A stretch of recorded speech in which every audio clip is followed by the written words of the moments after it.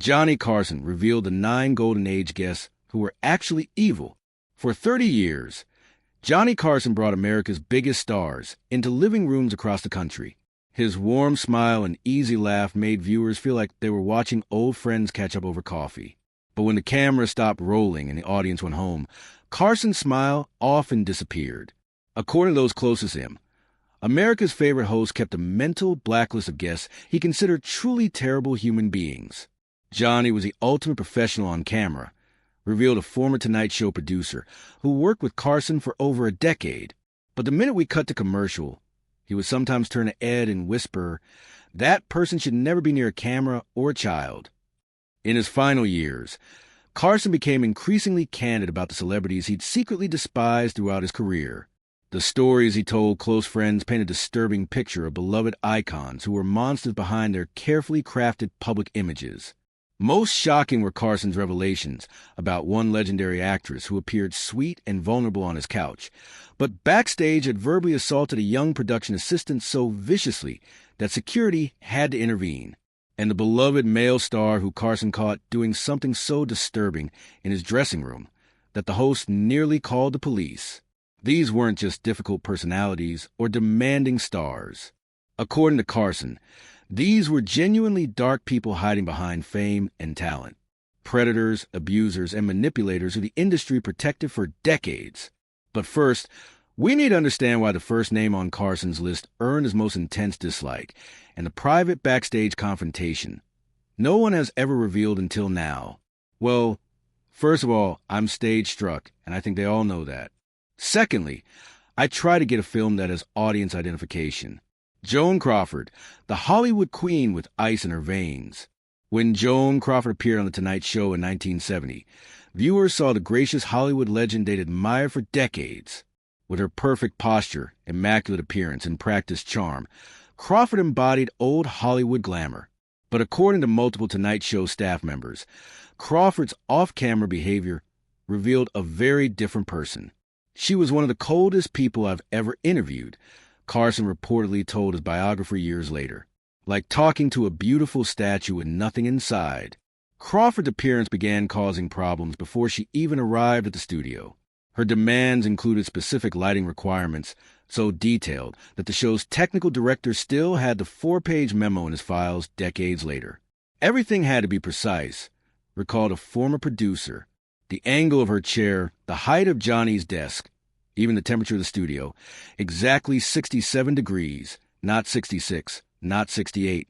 When Crawford finally arrived 3 hours before taping, she brought her own makeup team, despite the show having award-winning makeup artists on staff. But what truly revealed Crawford's character was how differently she treated people based on their importance. She practically curtsied to Johnny, said a stagehand who was present that day. But when a young production assistant accidentally entered her dressing room with water she had requested, Crawford exploded. According to multiple witnesses, Crawford launched into a tirade so vicious that staff members in the hallway froze in shock. She allegedly called the assistant, a 20-year-old woman just starting in the industry, a brainless little __, and suggested she find work at a brothel where incompetence might be an asset. The young woman fled in tears, and Crawford demanded she be fired. Carson's producer refused, creating tension that lasted throughout the taping. But the most disturbing aspect of Crawford's appearance wasn't just her treatment of staff. It was the calculating way she transformed the moment cameras turned on. She was like a machine pretending to be a woman, one producer recalled. She had rehearsed every answer, every laugh, every spontaneous moment. Nothing was real. During commercial breaks, Crawford would immediately drop her smile and sit in stone-faced silence, not speaking to anyone, then instantly reanimate when the red light came back on. Carson, known for his ability to make guests comfortable, struggled to find any authentic connection with Crawford. After the show, he reportedly told Ed McMahon, "I've interviewed corpses with more personality." Years later, when Christina Crawford's memoir, Mommy Dearest, revealed Joan's alleged abuse of her adopted children, Carson wasn't surprised. According to close friends, he simply nodded and said, "I saw who she really was in those few hours. I believe every word." But if Crawford's cold calculation unnerved Carson, his next nemesis represented something he found even more disturbing: raw power used to intimidate and threat. I can answer that by telling you that in those lovely moments I played Daphne and Chloe, or the Frank Sinatra, the charming bully Carson couldn't stand. On screen, Frank Sinatra and Johnny Carson appear to share a cordial, even friendly relationship. The legendary singer would joke, tell stories, and occasionally perform, while Carson played the respectful host. Behind the scenes, however, Carson reportedly harbored a deep dislike for Sinatra, not for his talent, which Carson respected, but for how old Blue Eyes treated people when he thought no one important was watching. If he didn't sing, he'd be a mob enforcer, Carson once told a friend, according to multiple biographies. And sometimes, I think he was both. Sinatra's appearances on The Tonight Show were notorious among crew members for the tension they created. According to longtime staff, Sinatra would arrive with an entourage of up to 8 men who were described as not show business types, more like guys you would want to meet in an alley. These men would spread to the studio watching staff and creating an atmosphere one cameraman described as like being under surveillance. But what truly disturbed Carson was witnessing how Sinatra treated people he deemed beneath him. During one appearance in the early 1970s, a floor manager made the mistake of giving Sinatra the standard 3 minutes warning before his segment. According to several witnesses, Sinatra grabbed a man by his tie and pulled him close, saying, "Nobody tells me when I got 3 minutes. I'll go on when I'm ready." The floor manager, a Korean War veteran in his 50s, was visibly shaken afterward. When Carson saw this interaction from his office monitor, he nearly canceled the segment, only the producers' reminder the ratings Sinatra would bring convince him to continue. Another source of tension was Sinatra's reliability, or lack thereof. He allegedly canceled appearances last minute multiple times, including once just 2 hours before taping when he was already in the building, but decided he wasn't in the mood. The most revealing moment came during commercial break, when Sinatra made a disparaging comment about a female staff member's appearance, loud enough for those nearby to hear. Carson, breaking his usual professional detachment, coldly responded, "We don't talk about my staff that way here." The tension was palpable, with Sinatra visibly surprised that anyone, even Johnny Carson, would challenge him. When the cameras returned, both men maintained their professional facades. But crew members noticed Carson's questions became notably shorter and less engaged. After that appearance, Carson reportedly told a producer, "I don't care what his ratings are. Limit him to once a year maximum." What makes this particularly significant is that Carson rarely involved himself in booking decisions and almost never banned guests outright. For him to restrict Sinatra's appearances spoke volumes about his personal distaste for the singer's behavior. While Sinatra represented the bullying side of celebrity power, Carson's next problematic guest demonstrated a different kind of difficult: the overwhelming ego that recognized no boundaries or formats. Now, the argument against what I'm saying is that the world is full. All the best young directors are soaked. Orson Welles, the genius who thought rules were beneath him. Orson Welles appeared on The Tonight Show multiple times during the Carson era, always generating memorable television with his booming voice, larger-than-life presence, and remarkable stories from his storied career. Viewers at home saw a charming, brilliant racer. Carson and his staff saw something else: a man whose ego had grown so enormous that he believed normal rules of television simply didn't apply to him.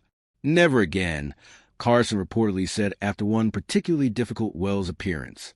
"That guy thinks he's still running Rome." The problems typically began before Welles even arrived at the studio. According to Tonight Show writers, Welles routinely dismissed any prepared questions or topics Carson's team had developed. "He told us our questions were pedestrian and obvious," one former writer recalled.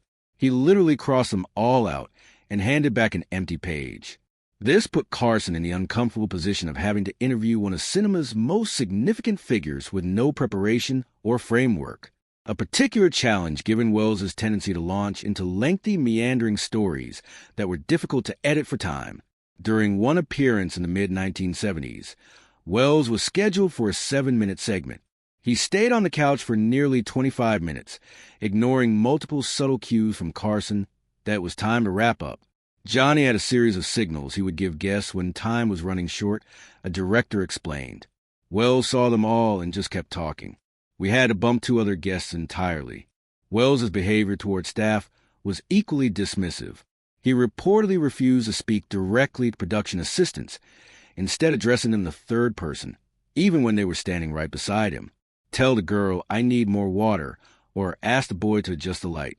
What particularly irritated Carson, according to those who knew him well, was Wells's habit of treating The Tonight Show as if it were his own personal platform rather than Carson's program. Orson would bring props, change topics without warning, and even attempt to direct camera shots from his seat. A former producer explained, he once actually stood up and tried to tell our camera operators which angles to use. Johnny was livid. After one particularly challenging appearance, Carson reportedly told Ed McMahon, genius doesn't excuse everything. Being brilliant doesn't give you the right to hijack someone else's show. Carson, himself a perfectionist about television production, found Wells's disregard for the medium's constraints especially galling. Though he maintained public respect for Wells's immense contributions to film, privately he began to view him as a cautionary tale of what happens when talent is eclipsed by ego. While Wells represented the challenge of containing an oversized personality, Carson's next difficult guest brought a different problem, unpredictable behavior that could quickly turn hostile spelled out in light bulbs. I mean, besides something called a temperament, which consists most Bette Davis, Hollywood's queen of verbal violence. When Bette Davis appeared on The Tonight Show, audiences saw the legendary actress at her most engaging, telling witty stories in her distinctive voice, elegant even in her later years, and filled with fascinating Hollywood history. What they didn't see were the moments before and after the red light came on when Davis reportedly revealed a personality, be so abrasive that even the unflappable Carson was taken aback.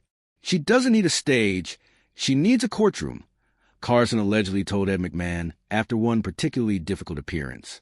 No one should have to be cross-examined by Bette Davis without a lawyer present. Davis' first offense, according to multiple Tonight Show staff accounts, was her treatment of other guests. When booked on episodes with multiple celebrities, Davis would often interrupt or talk over them, especially if they were younger performers or women. She would physically turn her back on other guests on the couch.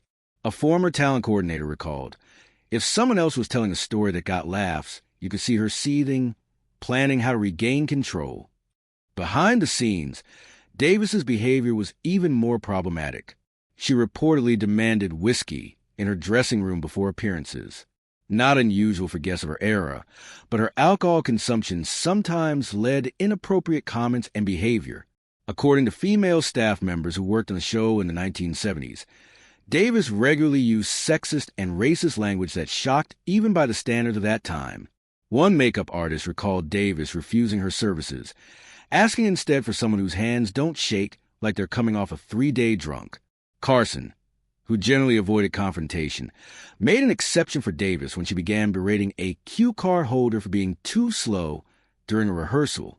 Johnny actually stepped in, remember production assistant who witnessed the incident.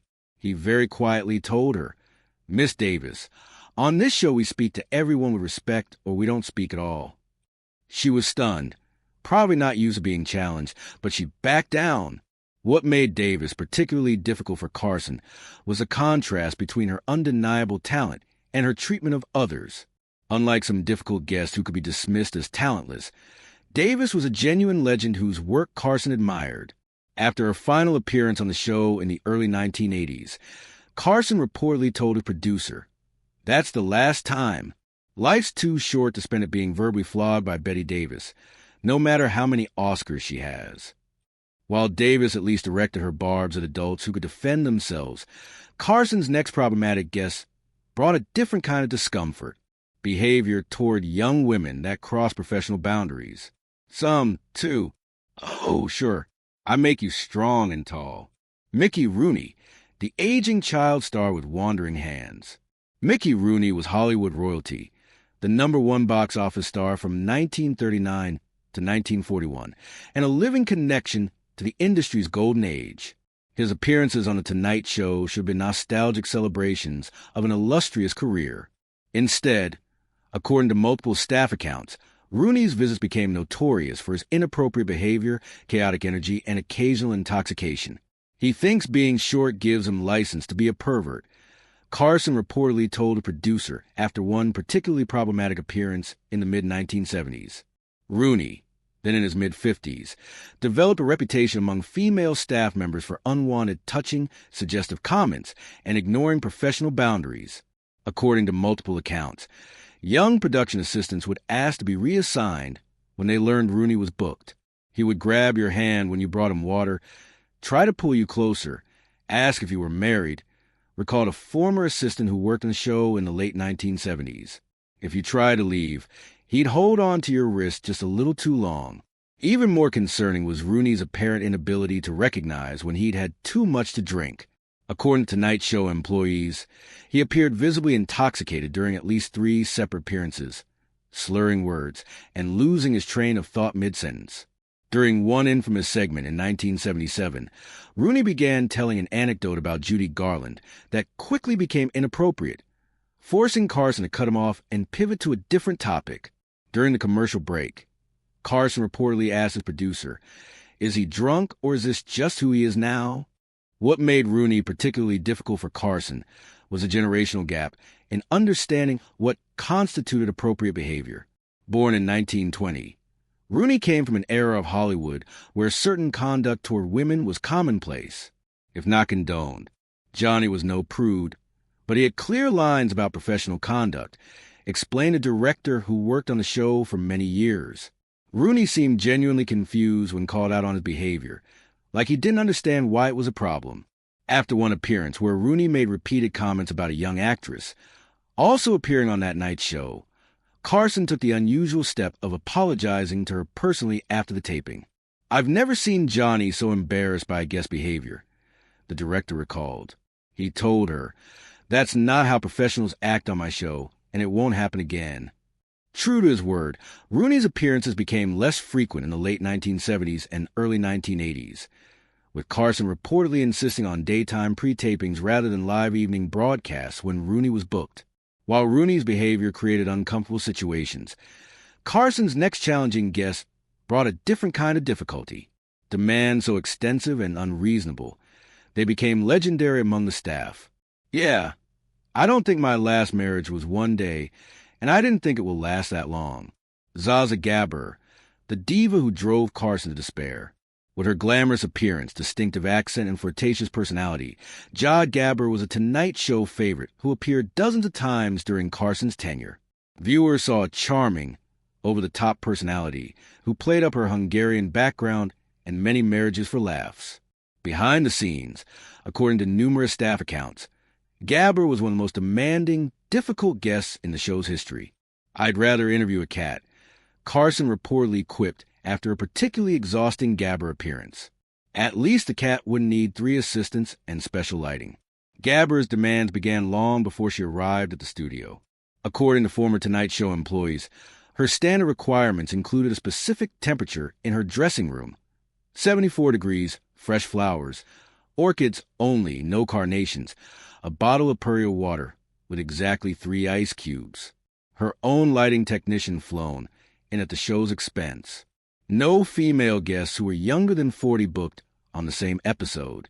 Her writer read, like a parody of Celebrity Demands, recalled a former talent coordinator. "We thought it was a joke the first time we got it." When these requirements weren't met exact, Gabor reportedly would refuse to leave her dressing room until the situation was rectified, often delaying taping and throwing off the entire show schedule. One of the most infamous incidents occurred when Gabor arrived for a taping and discovered the makeup department didn't have her preferred brand of foundation. According to multiple witnesses, she got into a shouting match with the head makeup artist, demanding someone be sent to Beverly Hills immediately to purchase the correct product. Johnny actually had to intervene. A former producer remembered. He called her directly and said something like, "Za, honey, you look beautiful already and we have a show to do. Let's save the cosmetics emergency for another day." What particularly irked Carson about Gabor's behavior was how it affected the overall production. Other guests would be kept waiting, crew members would have to work overtime, and the show's carefully planned schedule would be thrown into chaos.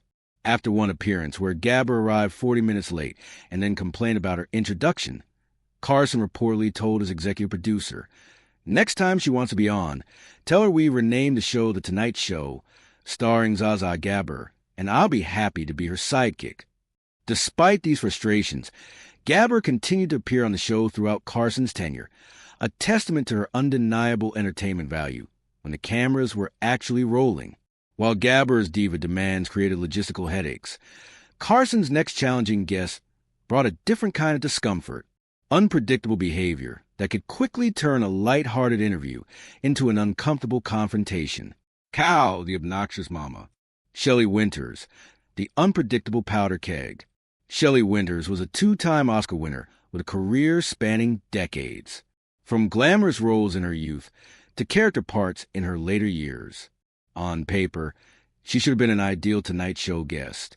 Experienced, accomplished, and full of Hollywood stories. In reality, according to those who worked on the show, Winters was one of Carson's most unpredictable and volatile guests. "Shell doesn't talk, she detonates," Carson reportedly said after one particularly explosive appearance. Winters became infamous among the show staff for her inability or unwillingness to adapt to the light, entertainment-focused format of late-night television. Rather than sharing amusing anecdotes or promoting current projects, she would often launch into intense political diatribes or deeply personal revelations that left Carson visibly uncomfortable. During one appearance in the mid-1970s, what began as a simple question about a recent film quickly evolved into Winters delivering a 5-minute uninterrupted monologue about government corruption, leaving Carson struggling to find a way to lightheartedly transition to a commercial. Johnny was a master at controlling conversations. But with Shelley, it was like trying to steer a tornado, recalled a former director. Once she got going, all he could do was wait for her to run out of steam. Winters' unpredictability wasn't limited to her conversational topics. She became known for physical outbursts as well. In one infamous incident on a British talk show, she threw a glass of whiskey in fellow guest Oliver Reed's face after he made sexist comments. This reputation for volatility made Tonight Show staff nervous whenever she was booked. "We would actually remove certain items from a set when we knew she was coming," admitted a former stage manager. Anything that could be thrown or knocked over would mysteriously disappear before her segments. Despite these challenges, what distinguished Winters from some of Carson's other difficult guests was that her behavior seemed to stem from genuine passion rather than malice or ego. She cared deeply about political and social issues and saw every public appearance as an opportunity to address them regardless of the venue's appropriateness. Carson, while visibly uncomfortable during her more intense moments, maintained a certain respect for Winters' authenticity. After one particularly fiery appearance where she criticized the Vietnam War, Carson reportedly told his producer, "I may not want a vacation with her, but at least she means every word she says." Nevertheless, Winters' appearances became less frequent in the later years of Carson's tenure, with the host preferring guests whose conversational style complemented rather than challenged the show's format. While Winters' passionate unpredictability created on-air challenges, Carson's next difficult guest represented something he found personally distasteful: extreme political views that targeted vulnerable communities. "I like big muscles and red corpuscles. I like a beautiful Jane Russell, the star whose politics Carson couldn't stomach." Jane Russell was one of Hollywood's most iconic sex symbols of the 1940s and 50s. Known for films like The Outlaw and Gentlemen Prefer Blondes. With her striking beauty and significant place in film history, she seemed like a natural recurring guest for The Tonight Show. Yet, after a few appearances in the early 1970s, Russell rarely returned to Carson's couch, a decision that, according to show insiders, stemmed from Carson's discomfort with her increasingly extreme political views and reported treatment of LGBTQ+ staff members. Carson, while personally a moderate Republican for much of his life, maintained a strict policy of keeping The Tonight Show relatively neutral on divisive political issues. Russell, however, reportedly used backstage interactions to express hardline conservative views that Carson found troubling. "Johnny could handle guests having different political opinions," explained a former producer. What bothered him was when those opinions turned into personal attacks on staff members or other guests. According to several accounts, Russell became notorious for making disparaging comments about LGBTQ plus individuals working on the show.